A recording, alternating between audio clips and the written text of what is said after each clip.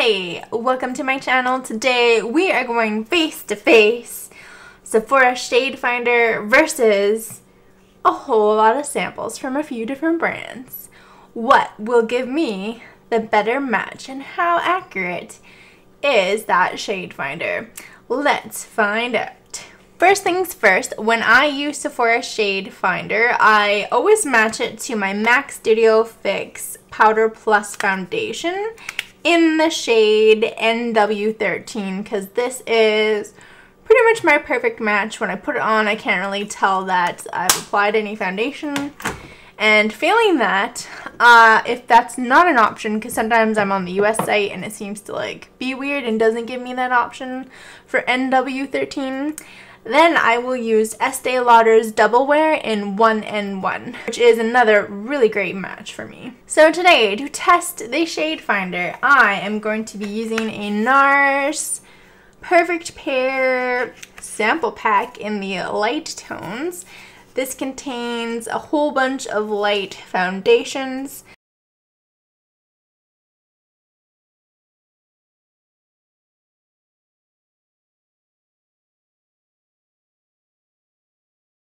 This is such a nice little sample kit for figuring out your shade match because I also have some more like classic ones.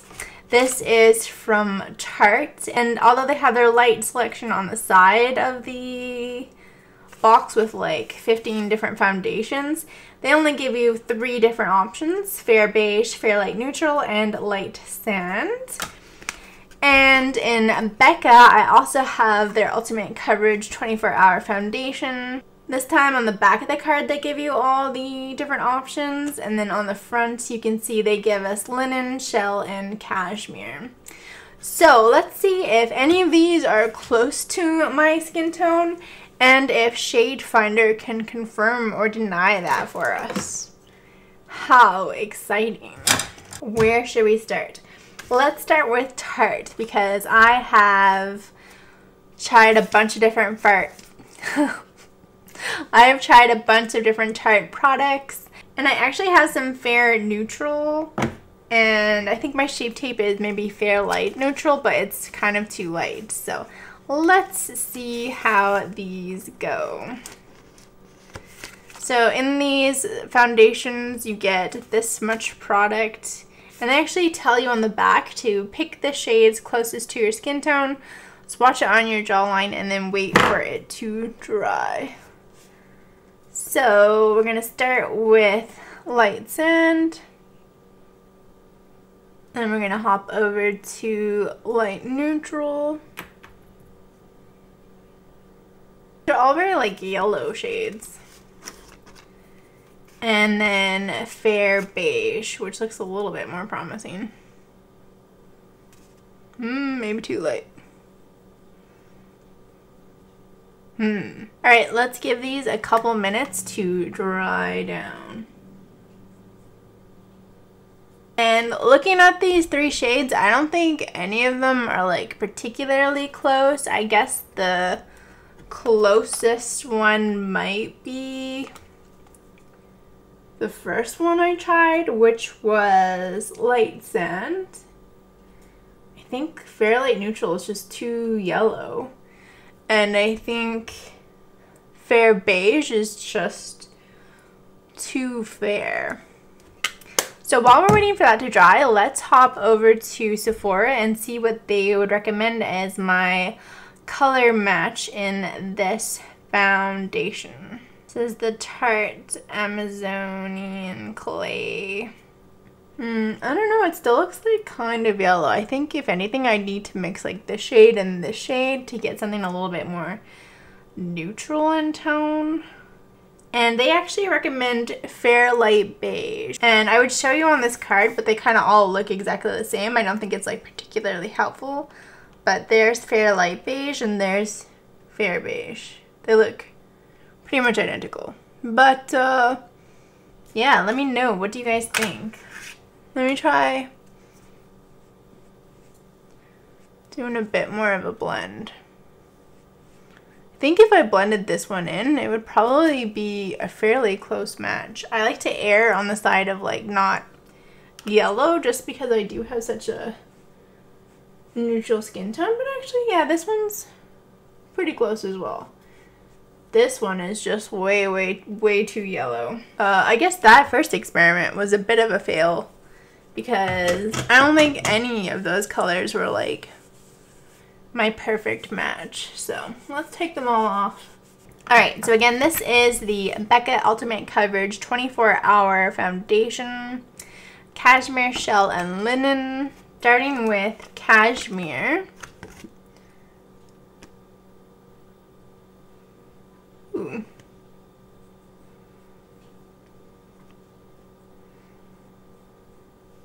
Again, maybe a little yellow, but I feel like if I blended that out, that would be decent. Next we have Shell.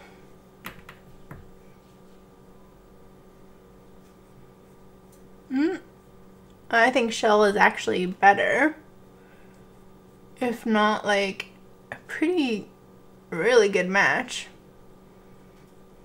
And finally, we have Linen.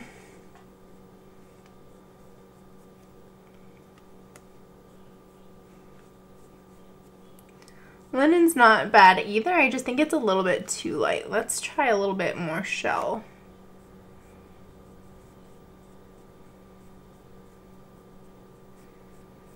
Yeah, I think Shell might be a pretty darn good match. So let's give that a few minutes to dry. And while we're waiting for that to dry, let's see what they recommend is my perfect color match. Oh, and they say Alabaster. So again, we tried Cashmere, we tried Shell, and we tried Linen, the very lightest, but it would actually recommend Alabaster, which isn't even on the card. So I don't know. That's a little bit disappointing, but honestly, I think I could make that shade work and that shade work. Maybe even all three of the shades. I mean, they're all pretty close. Much better than the Tarte selection for my undertone anyway. Alright, and now for the ultimate showdown. We're going to use this Nars set and see if one of these won't be a perfect match. Alright, let's dig into this set. So it's just like a blister pack, and conveniently they have all the names on the back so you don't forget what's what. So let's start with Mont Blanc. I feel like they give you enough foundation in this sample to do like a freaking full face of makeup.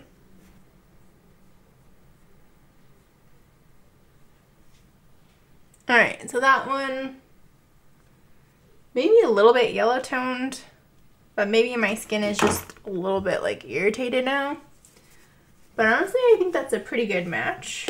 If we move over to Yukon,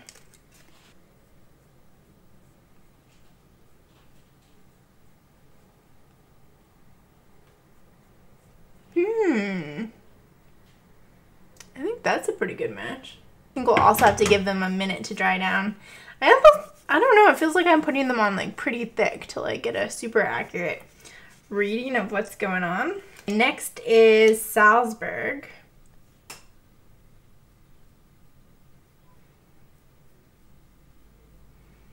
It's pretty darn yellow. Moving along to Deauville.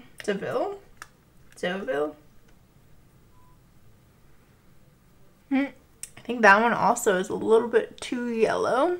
Next we have Vienna. Now I think we're just like out of the skin tone range. Lastly we have Fiji.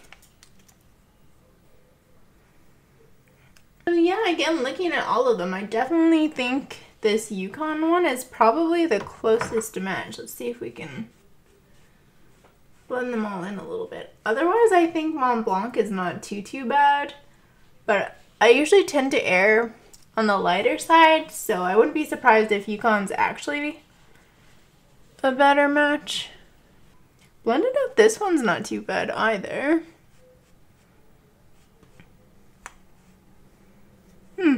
They almost all could work blended in. Well, maybe not back here. You can definitely see it's too yellow, but honestly, I think any of these first 3 shades might be fairly close. So let's see what they recommend for me. Mont Blanc. So that was the very first one. So that is our first perfect match here.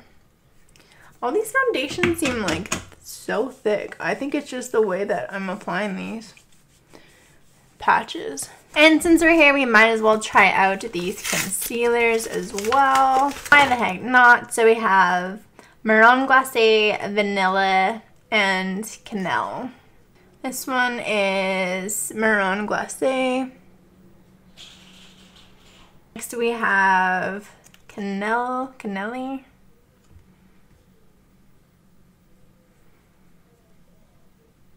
And then finally Vanilla, which being number 2, you would think it would be the same as Mont Blanc. Oh yeah, that is definitely a really great color match for me. I think I might have tried a Nars concealer shade in Vanilla before. I can't remember if I liked it or not. That was ages ago. Alright, so I guess all that's left to do is to actually use my perfect foundation match in this Mont Blanc foundation and vanilla concealer, since out of all the millions of samples that I've tried today, these are supposed to be most accurate. I'm gonna use a clean foundation brush for this so I don't get it tainted with any of those other colors. Use a tiny bit of that concealer under the eyes.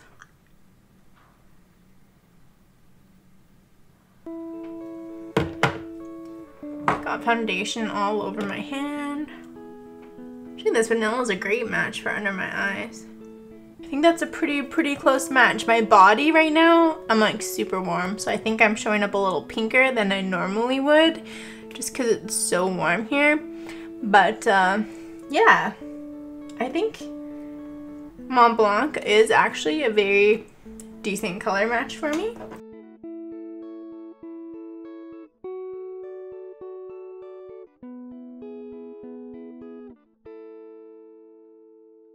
What have we learned from all of this today?